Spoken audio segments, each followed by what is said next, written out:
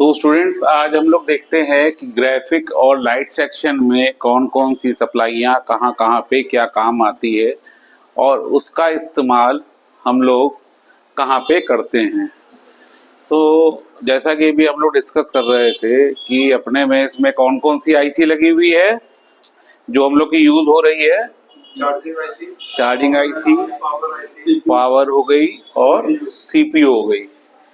ये तीन आईसियां जो हैं हमारी ये लगी हैं जो फिलहाल अभी जिम्मेदार हैं इस सेक्शन को काम कराने के लिए। ठीक है, अब हम लोग बात करते हैं कि सर ग्राफिक में हमारी इन कॉइलों का उपयोग क्या है। इन कॉइलों जो कॉइल दिख रही हैं ये कौन सी कॉइल है? Dual coil. ठीक है ना, तो डुअल कॉइलों का उपयोग क्या है इसके लिए हम बात करते हैं। जो डुअल कॉइलें होती हैं हमारा उसमें उपयोग ये होता है कि उससे हमारी एसडीए और एससीएल, इसका मतलब हो गया डेटा और क्लॉक की लाइनें इसी से ही जाती हैं।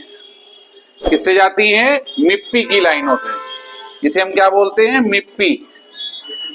मिप्पी ये हमारी क्या है? सीपीयू की प्रोटोकॉल लाइन है। क्या है? सीपीयू प्रोटोकॉल है। सीपीयू प्रोटोकॉल में जो मिप्पी की लाइनें होती हैं उसी से हमारा डेटा ट्रांसफर होता है। क्लियर? जो कि हमारी कौन सी लाइनें होती हैं? डेटा और क्लॉक की, एसडीए और एससीएल की लाइनें होती हैं। ठीक है, उसके बाद हमारे को क्या इसमें चाहिए होता है? एक हमारी लाइन है वो है एलसीडी रीसेट की, लिखा है एलसीडी रीसेट की। दूसरी हमारी लाइन है टीई की। टी का मतलब होता है टीयर इफेक्ट। क्या होता है? Tear effect. आप लोगों ने देखा होगा एलसीडी की जो लाइन ऊपर हमने बताई रीसेट की, कभी कभी होता है चित्र के ऊपर चित्र आ जाता है, डबल चित्र आ जाता है। तो अगर ये रीसेट की लाइन खराब हो जाती है तो वो चित्र नहीं हटेगा, वैसे ही उसमें पीछे प्रतिबिंब बने रहेंगे। ठीक है, तो उसे बार बार वो क्या करती है? रीसेट करती रहती है कि वो कोई भी पीछे बना हुआ प्रतिबिंब हट जाए।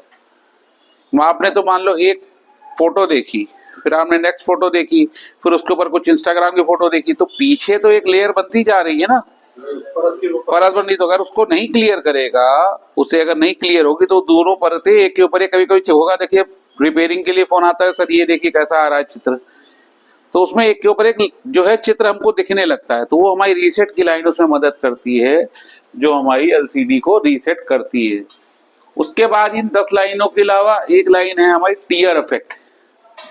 टीयर इफेक्ट का मतलब क्या होता है? कटा हुआ आना।